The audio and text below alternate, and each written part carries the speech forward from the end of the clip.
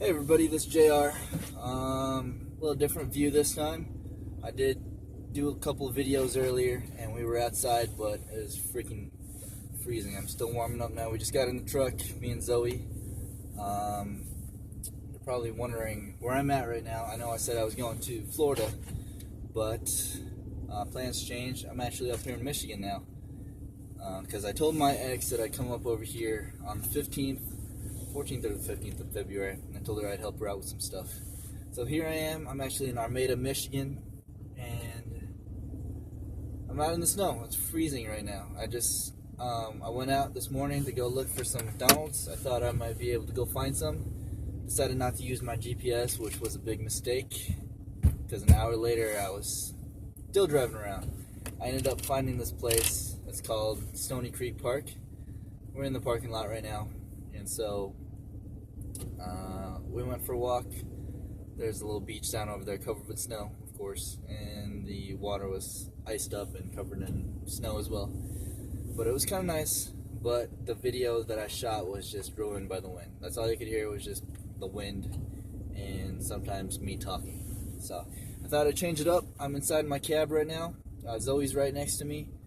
Shmoo is back where I'm staying at. I'm staying with my ex and her parents. I was gonna sleep in my truck and camp it out and say that I've stayed in the winter in Michigan in my truck and I survived, but they told me I couldn't do that while I was staying on their property, so they made me sleep on the couch. I know I want to hit up some places next couple weeks, check out some places. I'm gonna hit up Flint, Michigan. We got a friend from the Army a long time ago, and go see how he's doing now.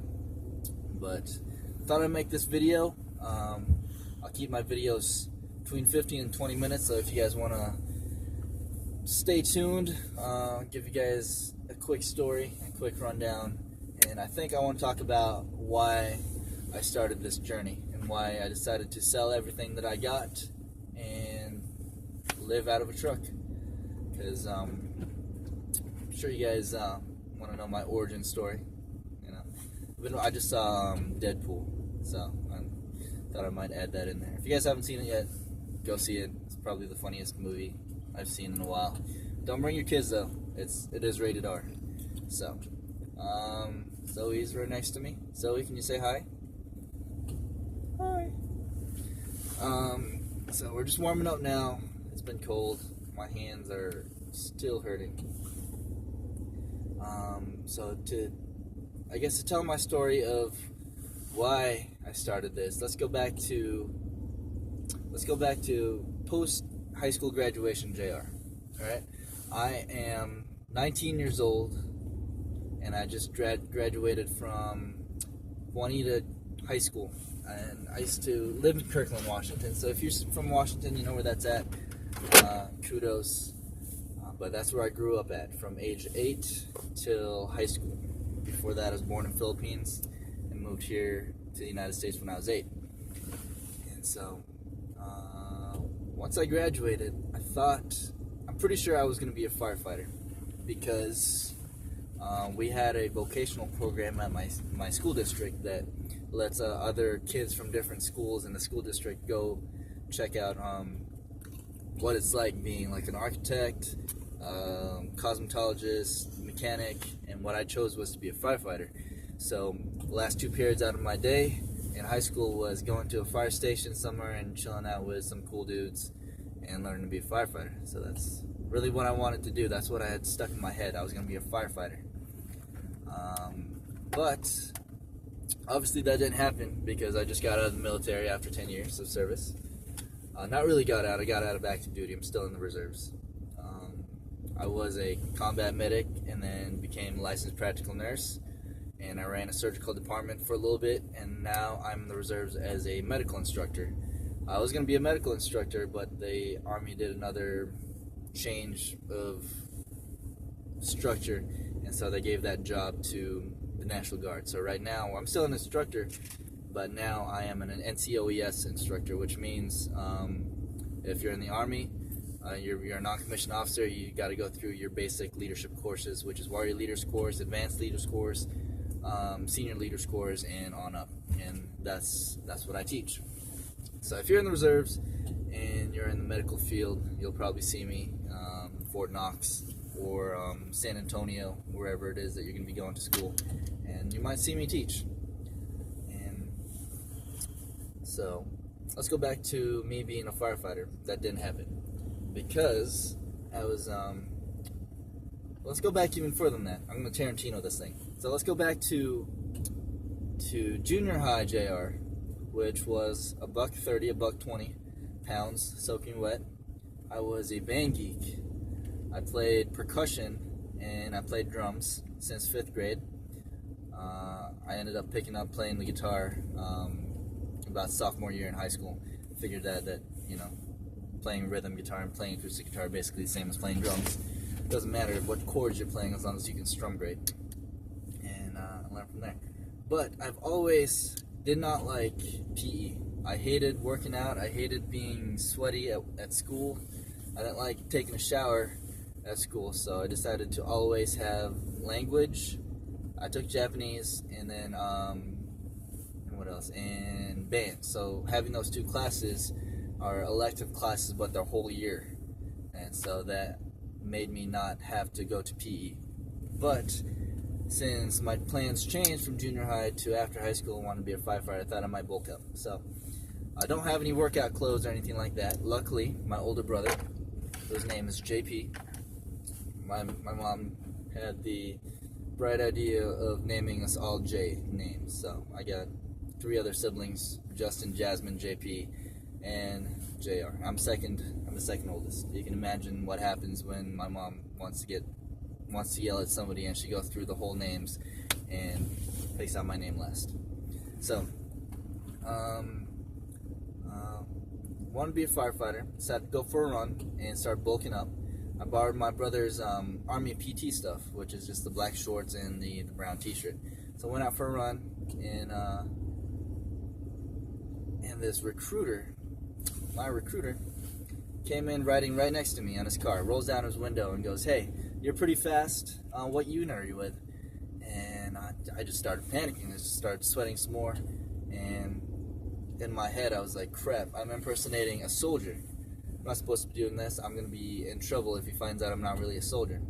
So I had the bright idea of just sprinting it, booking it as fast as I could, and then soon realizing that you can't outrun a car by just running. So about 15 seconds into my run, I got tired out, pulled into the left to a cul-de-sac, and the recruiter came in following right after me. He got out of his car, and he goes, "Hey, what unit are you with? That was pretty fast." And I'm like, "I'm so sorry. I'm not in the military. This is my brother's stuff. I know I'm impersonating a soldier, but I'm really, really sorry. I just got out of high school." And you should just seen the light bulb on top of his head. It just went bling, and then a big smile on his face, just like the Cheshire Cat. And he goes, "Well, have you ever thought about joining the military?" And long story short, here I am 10 years later. I did join the military, obviously, but I didn't get my firefighting job because they said they were going to phase that out to civilians. But you know what? I went through basic training with 2 guys that was going to go for that job. I was so pissed. But I don't regret joining the military. I don't regret being a medic, and I don't regret any decision that I made up to now. Because without those decisions that I made long before, I wouldn't be who I am now, and I wouldn't be living this lifestyle or know the things that I do know. Because, you know, it's the experiences that you have while you're younger before and learning from it that makes who you are now. So let's fast forward a little bit into my first deployment. I was deployed with 25th Infantry 3-4 Cav, and I was attached to Charlie Troop. And I'm really, really proud of that unit. That's one of the units I've always been proud of with all the units that I've been in. I've been with different units, and there's really nothing quite like like being in a combat unit. If you've never been in a combat unit and served in that capacity, being out with infantry, being out with cavalry scouts, and going out and doing that type of job, it's like nothing else you'll probably ever experience, and it's something that'll last a whole lifetime. And let's go back to my first deployment. This was 2006, 2007. It was a 15-month deployment. Don't be so sad, Zoe. But yeah, it was 15 months. I remember being in Kuwait. Kuwait's kind of like limbo. That's where you're holding at when you're coming into Iraq or Afghanistan, or you're leaving from Iraq or Afghanistan, coming back to the States. Kuwait's like a big giant city where everybody just kind of is going in and out. So I remember walking to the PX and hearing about Marines bitching about their 7-month deployment, and I just wanted to smack them in the face and be like, you guys are dicks. I just got done from a 15-month deployment. That's 2-year deployments at one time. And then walk past them, and there's these Air Force dudes bitching about their 4-month deployments. Oh man, that hurts me so bad till this day. I wish I had short deployments, but like I said, I don't regret it. It's an experience that you'll never get anywhere else, and I wouldn't trade it for anything in the world. So the unit 3-4 Cav, it used to be 2-5 infantry, and they disbanded that unit, and it was about company of 300 infantry guys. And what they did was they shortened them up, disbanded it, took the best out of the best from there. I'm talking about, imagine the movie 300, and this is what these guys were. 80 guys of probably the best quality of men that you can ever imagine is these guys. I'm so proud to work with them. So we were up in Talafar. We were actually a long-range reconnaissance unit. So if you haven't seen Lone Survivor, that's the kind of stuff we were training for, and that's not what we ended up doing in Iraq. They ended up stationing us away from the main brigade. The main brigade was in Kirkuk, I think, and then they took us, since we were a long-range reconnaissance unit, they sent us up north to Talafar, and we were supposed to man like the outposts out there, since we were a small unit. Our regular like platoon of guys would be like 30 or 40 for infantry. We were about 16 or 17 guys, and 80 altogether. And we took over Talafar from, I think it was 101st Airborne Division, either that or somebody else, but it was a 500-man tanker battalion, and there was 80 of us in Humvees that took over that city. So imagine, it's like if you've seen Lord of the Rings, and I think it's the 3rd movie, where Boromir's brother took just a handful of his guys to go take back the city, and they get demolished.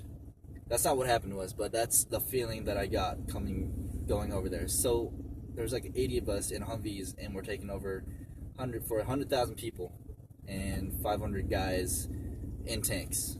That's who we were taking over for. And I remember a guy that was from that unit. He said, "You guys either have a lot of balls or you guys are really stupid." That's what he left us with. And here's 19, 20-year-old JR, and just scared shitless, because you're basically out in the wild, wild west. This is still one of the worst places you can be at, to be in Iraq. We had a lot of vehicle-borne IEDs up there. One of them was, let's see, the first one. What I'm trying to get at is the experience that I had that led me up to why I made this decision now. It's a long story, but you know what? I'm trying to find the right way to say it, because it's a story that I don't usually tell to many people. I know a lot of veterans will have some reservation talking to people about their experiences, but to me it's a little bit easier, because I'm basically just staring into a camera and Zoe doesn't understand what I'm talking about. But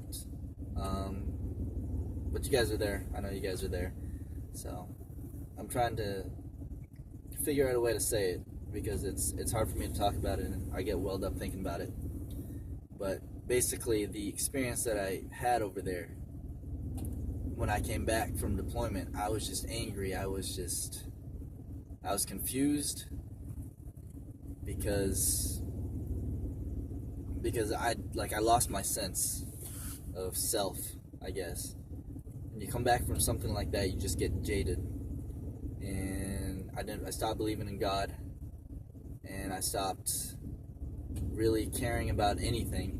And it's just like, what's the point of being good, being human, when all this stuff just kind of happens around you? And I'm gonna go ahead and tell you guys this. I made a decision in my head just now. I'm gonna go ahead and tell you guys this. But one of the experiences that I've had, I have many of them, but the one that really still sticks to my head to this day. It's 2006. It's been 10 years now since this happened, and it was right after Thanksgiving. This was Black Friday. We had our Thanksgiving dinner, and I was on the front gate manning the guard tower. And all of a sudden, it was like 10 o'clock in the morning. A giant explosion happened about 2 or 3 blocks away from my area. And all of a sudden, this black plume of smoke went up into the air. It looked like a mushroom cloud, and it looked like a tiny nuke just went off. And I got my binoculars out, and I looked down there, and a couple more explosions happened. And what happened was, there was a 3-way intersection, like that, 3-way intersection, and there was a market going on there. And it's a big market. It's something that only happens once in a while. And these insurgents came in, because these insurgents would come in from different countries and insert themselves in. Talifar was like the very furthest up north, one of the bigger cities, and they used Talifar as like a little base for them until they move on to Baghdad and stuff like that. But yeah, these guys, man, they set up 3 explosions. One went off at one part of the intersection. So these people that were there shopping, kids, old women, old men, young men, whatever, everybody was there. The first explosion happened, and their first reaction was to just run away from it. And as soon as they did that, they set off the other explosion, which was at one of the other intersections. So there was only one way out of there. They went to the last intersection, and they blew that one up. And I'm not kidding you guys. When you look into, if you could only see what I saw, it looked like a giant meat grinder just went through the street and just ran over everybody. That's what it looked like to me. And I watched them as they loaded up the bodies onto trucks and stuff like that, the Iraqi police, and they went up to the hospital that they had, the Iraqi hospital. They were not prepared to take that many patients, so they denied them and sent them our way to our compound, which they knew we had doctors. We had a doctor, and we had a couple medics. I think it was me, maybe 2 other medics with us. And they started going through our gates. We checked them out. We checked the vehicles before they came in, and they were coming in just nonstop. And at 19 or 20 years old, you're not prepared for something like that. There's about 80 people injured, probably more dead, but 80 people came through our gates that day. And so I still remember to this day, they put me on triage, which means I was in charge of who was going to go into. I had to figure out who was going to be urgent and priority and minimal and expectant, which means who's fucked up the most and who can we save, who's really not that screwed up, and who is able to just treat themselves, and those who can't be saved. Because in a situation like that, you don't have enough resources, you don't have enough manpower, so you got to save up your resources and save as many as you can with the most that you do have, so you're not wasting energy and wasting on somebody that's going to die anyways.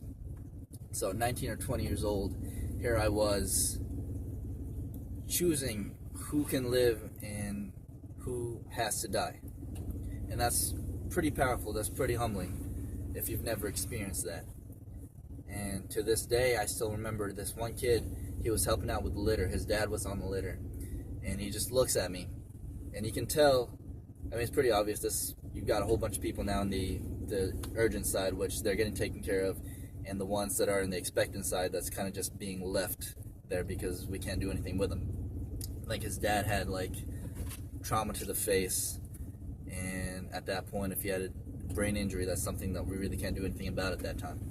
So, I remember looking at him, and he was expecting for me to help him out, but I had to look at him and look at the guy, one of the soldiers that was helping him out.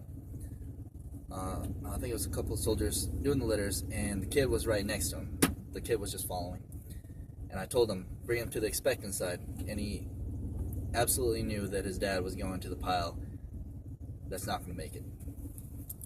And those eyes still haunt me to this day because I still see it. And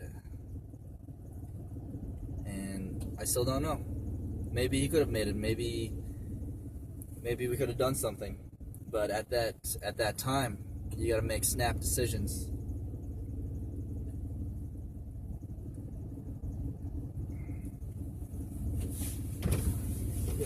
I just seen you on YouTube yesterday. Did you? Yeah, I was like driving by. I was like, man, that truck looks familiar. I'm actually making a video right now. And then I seen the bike. I was like, yep, that's him. So, Well, I'm JR. I'm Brian. Awesome. So nice meeting you. So I was like, no way. Take it easy. Thank you. Yeah. Well, that was weird.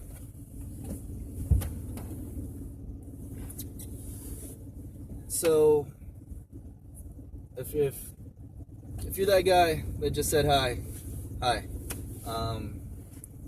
but yeah, it makes me smile. You know, I wasn't expecting that. I thought he was actually gonna. I saw him coming through my side mirror, and I thought he was like a guy that was gonna tell me I can't park here because the park's closed. So, anyways, it's that type of things that you hide from family members and friends, and you don't want them to know. And that's what we as veterans, when we come back, that's what we hold in. And which brings me fast forwarded to next deployment, blah blah blah. Things get worse. I get blown up 7 times, all that good stuff. And I'm not the same person anymore that I was when I first came in. I was angry, I was depressed, I was drinking a lot. I was seriously contemplating suicide at one time. Just because I had another experience where I was supposed to die, and I didn't, and 14 others did. And I had like really bad survivor's guilt for that. And maybe I'll go over that story later on. And I guess more videos that I have, you'll get to know me and you'll get to know my dogs a little bit more. But that's one of the stories I'll probably save for later on. But just know that I'm not, whoever's talking now is not who I was before. Totally different. And so I lived the last 10 years just kind of in this cloud of, and it felt like Jekyll and Hyde. I felt like I was Jekyll and Hyde. And if you ask my ex right now, she'll tell you a bunch of stories of when I punched holes in walls, when I drank too much, when I was just like verbally abusive, and not a good person at all. Not a good person, and I wasn't proud of it. I'm not proud of that person at all. And so I was living this life where I was just not happy at all. I mean, I was in the eyes of other people. Yes, I had a stable job. I was making close to $60,000 a year as a 25, 26 years old. No college degree. I just bought my first house, a 4-bedroom, 2.5 bath, 2-car garage house. It was huge. And I had 3 cars at one time. And to the status quo, that is that is the American dream of having a job, having a house, having cars, doing all that stuff. But I still wasn't happy, you know? I still wasn't happy living that life. And it's just now, 10 years later, and learning all the lessons that I have learned now, and just made a decision for myself. You know what? Material things don't make you happy. More things will not make you happy. Because I kept on buying stuff, I'll keep on buying stuff, and they'll just sit there, and I won't touch them. And so I figured out for myself, or made a decision for myself, you know what? I don't want to be on my deathbed saying, I wish I would have done more. I wish I would have experienced this. I wish I would have done that. Because nobody in their deathbed would ever say, I wish I had more stuff. They always say, I wish I had more time to do this. I wish I didn't do that. I wish I didn't work so hard. Because I did a stint at the VA, not the VA hospital, but the VA retirement shelter, I guess, where old veterans go and they live there and live out their days. Kind of like a hospice almost. But I had the opportunity, I had the chance to talk to a whole bunch of them, a bunch of veterans, that some of them don't regret their life, but some of them did. They did all these things, these badass things, and now they're just kind of regretting everything because they did so much, they did this, but they forgot to live, you know? And so I think that's the whole point in living this lifestyle, is being able to just live and have no regrets. And that's kind of my reason for wanting to do this. I just want to see the world. I want to gain some experiences. I don't want to collect stuff anymore. I just want to collect memories. I want to collect experiences. Those are the things that'll last you a lifetime. Fucking an Xbox won't last you a lifetime. They'll probably come out with a new one next year. You know? So I'm really glad that you guys are tuning in and follow me on YouTube, Facebook, whatnot. If you haven't done so, go ahead and subscribe right here or right here. I forgot where the button is. I should probably look, but just go ahead and subscribe. Friend me on Facebook, find me on Instagram. But again, my name is JR, and I hope you guys really like this video. I know it's kind of long, but hey, whatever. So I'll see you guys next time, alright?